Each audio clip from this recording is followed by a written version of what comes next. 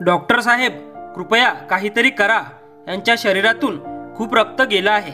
अजून थोडा उशीर झाला तर ते वाचणार नाहीत.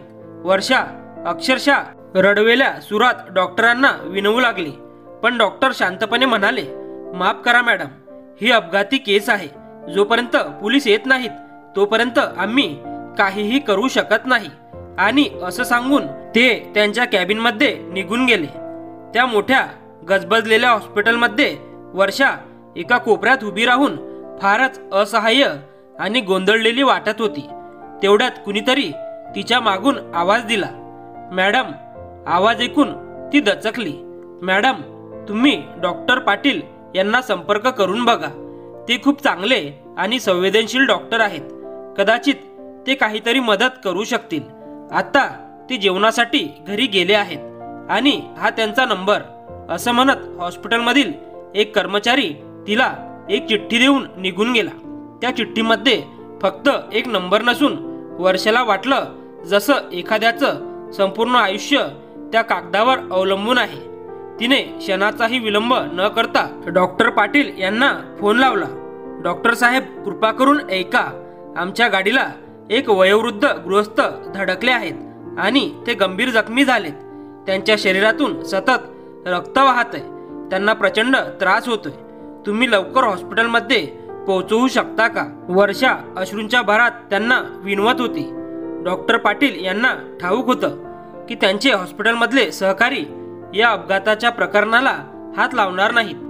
पण डॉक्टर पाटील यांचं उत्तर ऐकून वर्षाला एकदम आनंदाचा धक्का बसला. ते म्हणाले, घाबरू नका, मी काही क्षणातच हॉस्पिटलमध्ये पोहोचतो. डॉक्टरांचं हे बोलणं वर्षासाठी खूप आश्वासक आणि मोलाचं होतं. 4-5 मिनिटातच समोरून एक डॉक्टर अतिशय घाई गडबडीत आत येताना वर्षाला दिसला. ती लगेच त्यांच्याकडे वळली आणि तिला जाणवलं की हेच कदाचित ते डॉक्टर असतील. पण दुसऱ्या क्षणी तिच्या चेहऱ्यावर शांतता आली आणि ती विचार करू लागली, अरे, हा तर महेश आहे. वर्षाने महेशला ओळखलं होतं. वर्षा पटकन त्याच्याकडे पळत गेली. महेशही थपकून तिच्याकडे पाहत म्हणाला, अरे, तुम्ही इथे? वर्षा थोडं नजरेखाली पाहत म्हणाली, ज्यांचा अपघात झाला ती गाडी आमचीच आहे. ओ, ते कुठे आहेत आणि अपघाताला किती वेळ झाला? महेशने विचारलं. वर्षा म्हणाली, किमान तासभर तरी झाला असावा. महेशने लगेच विचारलं, गाडी तुम्ही चालवत होतात का? वर्षा म्हणाली, नाही, गाडी दुसरे चालवत होते. महेश थोडा गोंधळलेला वाटला. पण वर्षा, तुमच्या शेजारी तर कोणीच दिसत नाही. मग गाडी कोण चालवत होतं? असं विचारत त्याने प्रश्नार्थक नजरेने तिच्याकडे पाहिलं. वर्षा मात्र गप्प राहिली. काहीच उत्तर न देता ती फक्त उभी राहिली होती. त्या क्षणी तिला असं वाटत होतं की अचानक जमीन फाटावी आणि आपण त्यातच गडप व्हावं. वर्षाला राहुलचा खूप राग येत होता. कारण राहुल खूपच जास्त वेगात गाडी चालवत होता आणि शिवाय त्याने मद्यपानही केलेलं होतं. त्याने समोरचं रेड लाईट सुद्धा लक्षात घेतलं नाही आणि एका वयोवृद्ध माणसाला जोरात धडक दिली. त्याला त्या म्हाताऱ्या माणसाबद्दल अजिबात संवेदना वाटली नाही. उलट तो चिडचिडत म्हणू लागला, असं दिसत नसेल तर हे म्हातारे रस्त्यावर का फिरत असतात? त्यांच्या शेजारी बसलेली वर्षा मात्र पूर्णपणे घाबरली होती. तिने राहुलला विनवणी करत सांगितलं, आपण या आजोबांना तातडीनं हॉस्पिटलमध्ये घेऊन जाऊया. पण राहुल तयार नव्हता. तो म्हणाला, असं रोजचं आहे. असे अपघात तर रस्त्यावर नेहमीच घडतात. तू काळजी करू नकोस. आपण जास्त वेळ इथे थांबलो तर आपल्यालाच अडचण होईल. तो तिला गाडीतून निघण्याचा आग्रह करत होता. पण वर्षा त्या आजोबांना तसंच रस्त्यावर सोडून जाण्यास तयार नव्हती. राहुलने चिडून गाडी थांबवली आणि त्याने वर्षाला जबरदस्तीने खाली उतरवलं आणि तिथून निघून गेला.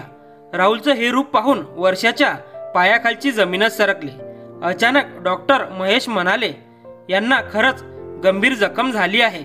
पण तुम्ही वेळेवर न घाबरता त्यांना इथे आणलं, त्यामुळे त्यांचे प्राण वाचले.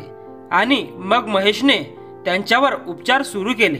बाहेर थंडी वाढली होती. वर्षा खूप थकली होती. हॉस्पिटलमधल्या एका बाकावर बसून ती आपल्या जुन्या आठवणीत हरवून गेली. आज तिच्या घरी खूपच गोंधळ होता. कारण वर्षाला पाहण्यासाठी एक मुलगा येणार होता. तो मुलगा एक डॉक्टर होता आणि त्याचा परिवारही प्रतिष्ठित आणि सुसंस्कृत होता. त्यांच्या सामाजिक आणि आर्थिक स्तराशी जुळणारं स्थळ होतं ते. वर्षाच्या घरच्यांना खात्री होती की मुलाकडच्यांना वर्षा आवडेलच, कारण तिच्यात कुठलीही उणीव नव्हती. गोरापान रंग, सुडोल बांधा, लांब केस, नीटसं नाक, डोळे, एकंदरीतच ती खूपच सुंदर दिसायची. याशिवाय ती अभ्यासातही हुशार होती आणि घरकामातही पूर्णपणे पारंगत होती. हातात चहाचा ट्रे घेऊन वर्षा पाहुण्यांमध्ये आली. गुलाबी साडी नेसलेली वर्षा अधिकच उजळून दिसत होती. सगळ्यांच्या नजरा तिच्यावरच खिळल्या होत्या. वर्षाने सगळ्यांना चहा दिला, पण जेव्हा तिने चहा त्या मुलाला द्यायला घेतला तेव्हा मात्र तिला धक्का बसला, कारण तो मुलगा थोडासा सावळा होता आणि त्याची उंचीही अपेक्षेपेक्षा कमी वाटत होती. वर्षाने तिच्या स्वप्नात जसा राजकुमार पाहिला होता तसा तो मुलगा नव्हता. वर्षाच्या कल्पनेतला तिचा राजकुमार म्हणजे एक गोरा, देखणा, उंचपुरा आणि त्याला पाहिल्यावर मनात काहीतरी हळवं वाटावं अशी भावना देणारा असणार होता. पण महेशला पाहून तिला तशी कोणतीच भावना झाली नाही. त्यामुळे वर्षाचं वागणंही अचानक थोडं कोरडं झालं. मोठ्यांच्या आग्रहामुळे वर्षा आणि महेश दोघं थोडा वेळ बाहेर बोलण्यासाठी गेले. त्यावेळी महेशने तिला जे काही सांगितलं ते शब्द अजूनही तिच्या आठवणीत होते. तो म्हणाला, हे बघा, मी एक डॉक्टर आहे. माझ्याकडे सर्व सुख सोयी आहेत. मी तुम्हाला कधीच नाराज करणार नाही आणि तुमचं हस्तखिदळतं आयुष्य होईल यासाठी मी सतत प्रयत्नशील राहीन. पण महेशच्या बोलण्यामध्ये वर्षाला अजिबात रस वाटत नव्हता. त्यामुळे ती काहीच बोलली नाही आणि शांतपणे गप्प राहिली. काही वेळाने महेश तिथून निघून गेला. जेव्हा वर्षाच्या वडिलांना कळालं की तिला तो मुलगा पसंत नाही तेव्हा ते तिला समजावत म्हणाले, बाळा, तो मुलगा खूप सुसंस्कृत आहे, मेहनती आहे. त्याचं संपूर्ण कुटुंबही खूप सभ्य आणि चांगलं आहे. तुला त्याच्यात नक्की काय कमी वाटतंय? वर्षा तोंड वाकडं करत म्हणाली, मला तो काही खास वाटत नाही. तिचं बोलणं ऐकून आईला खूप राग आला आणि तिने रागाने तिच्यावर ओरडायला सुरुवात केली. पण याचा वर्षावर काहीही परिणाम झाला नाही. तिने आपला निर्णय बदलला नाही, कारण तिच्या स्वप्नातला राजकुमार अजूनही तिच्या आयुष्यात आलेला नव्हता. तिला महेश सोबत 2 दिवस नव्हे तर पूर्ण आयुष्य घालवायचं होतं. तिचे वडील आईला शांत करत म्हणाले, राहू दे ना, जर हिला तो मुलगा पसंत नाही तर आपण हा विषय इथेच थांबवू. आणि त्यानंतर पुन्हा सगळं आयुष्य पूर्वपदावर आलं. एका दिवशी वर्षाची ओळख राहुल सोबत झाली. राहुलला पाहिल्यानंतरच वर्षाला वाटलं की तिच्या आयुष्यातील तोच राजकुमार भेटला आहे, कारण तो अगदी तिच्या स्वप्नातल्या राजकुमार सारखाच गोरा, देखणा, उंच, स्मार्ट आणि उठून दिसणारा होता. त्याचं बोलणं, चालणं, वागणं सगळंच खूप प्रभावी वाटत होतं. पहिल्याच भेटीत वर्षाला राहुल खूप आवडला. त्यांचं व्यक्तिमत्व इतकं आकर्षक होतं की वर्षा नकळत त्याच्याकडे ओढली जाऊ लागली. राहुल सुद्धा तिला चोरट्या नजरेनं पाहत होता. माझी आणि राहुलची जोडी किती छान दिसेल असे अनेक रंगीबिरंगी स्वप्न वर्षा रंगवू लागली. हळूहळू त्यांच्यातील मैत्री घट्ट झाली. आज राहुल तिला एका क्लबमध्ये घेऊन जाणार होता, म्हणूनच वर्षा आज त्याच्यासोबत बाहेर आली होती. त्या पार्टीमधील झगमगाट, श्रीमंती, राहुलचा आत्मविश्वास हे सगळं पाहून वर्षा खूप प्रभावित झाली. पण जसजशी पार्टी पुढे सरकत गेली तसतशी दारूचा वास वाढू लागला. सगळेजण नशेत होते. दारूच्या वासामुळे वर्षाला मळमळायला लागलं, त्रास होऊ लागला. पण राहुल मात्र तिच्या त्रासाकडे दुर्लक्ष करत होता. आज तिला राहुलचं वेगळंच रूप दिसत होतं. त्याच्या डोळ्यात तिला प्रेम नव्हतं, फक्त वासना दिसू लागली होती. तिचं शरीर घाबरून थरथरायला लागलं. तिने त्याला घरी जाण्याची विनंती केली आणि स्वतः जबरदस्तीने त्याला घेऊन तिथून निघाली. खूप दारू झाल्यामुळे राहुल शुद्धीत नव्हता, पण तरीही तो गाडी चालवत होता, तीही खूपच वेगात. वर्षा त्याला वारंवार सांगत होती की गाडी हळू चालव, पण तो हसत म्हणाला, अगं, वेडेपणाची हद्द आहे. ही गाडी आहे, बैलगाडी नाही. मी गाडी कधीच स्लो चालवत नाही. मी सगळ्यांच्या पुढे असतो.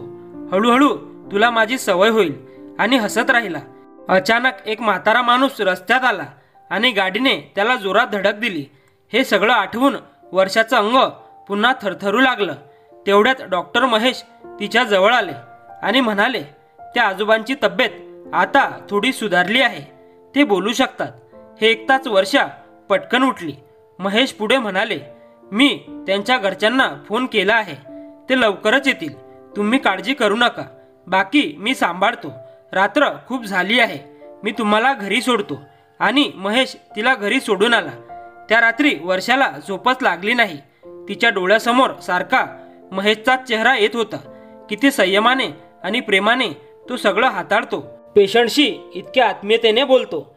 खरंच महेशमध्ये खूप नम्रता आणि धैर्य आहे. तिच्या मनात हेच विचार चालू होते. राहुल ज्या स्वार्थीपणाने वागला त्याने मात्र वर्षाचे डोळे उघडले होते. तिला आज उमजलं होतं की शरीराच्या सौंदर्यापेक्षा मनाची सुंदरता अधिक महत्त्वाची असते. आयुष्य खरंच सुंदर घडवायचं असेल तर जोडीदारही तसाच निर्मळ, सोज्वळ आणि समजूतदार असावा लागतो. केवळ रूप पाहून एखाद्याची किंमत ठरवणं चूक आहे. दोघांचे विचार, वागणं, स्वभाव जुळले तरच आयुष्याचे सूर जुळतात. कदाचित त्यावेळेस मी डॉक्टर महेश यांचं स्थळ नाकारू नये होतं असं तिला आता प्रकर्षानं वाटू लागलं होतं. पण आता त्या गोष्टीबद्दल काहीच करता येत नव्हतं. डॉक्टर महेश मला त्यांच्या जीवनसंगिनी म्हणून स्वीकारतील का, हा विचार देखील आता तिच्यासाठी कठीण वाटत होता. पण एक गोष्ट मात्र तिने ठामपणे ठरवली होती, ती राहुलसोबत कधीच लग्न करणार नव्हती. सकाळी वर्षा हॉस्पिटलमध्ये गेली आणि त्या आजोबांच्या कुटुंबियांची तिने माफी मागितली.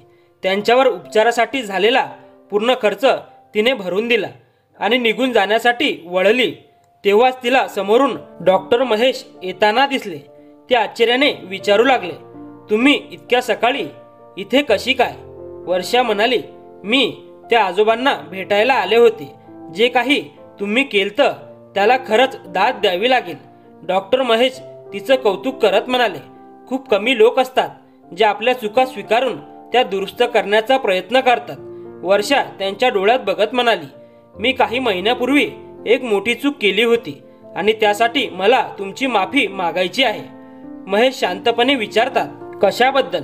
वर्षा हळूच उत्तर देते, मी तुम्हाला न ओळखता तुमचं स्थळ नाकारलं. महेश म्हणाले, ते काही बिघडलेलं नाही. प्रत्येकाला आपापल्या मनाप्रमाणे निर्णय घेण्याचा पूर्ण अधिकार असतो. वर्षा म्हणाली, पण तो निर्णय चूक होता याची आज मला जाणीव होते. महेश हसत विचारतात, मग आता काय निर्णय घेतला आहे? अजूनही मी तुम्हाला आवडत नाही का? त्याचं बोलणं ऐकून वर्षा क्षणभर स्तब्ध झाली. तिचे डोळे मोठे झाले आणि हळूच त्याच्याकडे पाहत ती लाजतच तिथून निघून गेली. आणि अशा प्रकारे वर्षाला तिचा खरा राजकुमार डॉक्टर महेश मिळाला. तर मित्रांनो, कशी वाटली कथा कमेंट्स करून नक्की सांगा. आणि कथा आवडली असेल तर व्हिडिओला लाईक आणि चॅनलला सबस्क्राईब करायला विसरू नका. धन्यवाद.